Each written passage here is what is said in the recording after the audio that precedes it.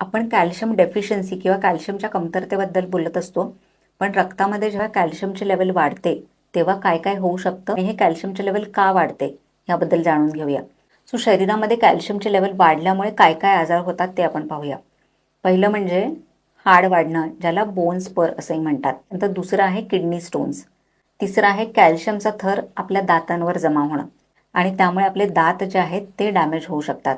त्यानंतर पुढचं आहे आपल्या रक्तवाहिन्यांमध्ये कॅल्शियम जमा होतं. ही खूप सिरियस कंडिशन असू शकते, ज्यामुळे हार्ट अटॅक येऊ शकतो. त्यानंतर पुढचं आहे आपल्या ऑर्गन्समध्ये किंवा आपल्या अवयवांमध्ये कॅल्शियम जमा होणं, जसं ब्रेनमध्ये, ब्रेस्टमध्ये, डोळ्यांमध्ये किंवा आपल्या नसांमध्ये किंवा शरीरातील इतर अवयवांमध्येही कॅल्शियम जमा व्हायला लागतं, ज्याला कॅल्सिफिकेशन असं म्हणतात.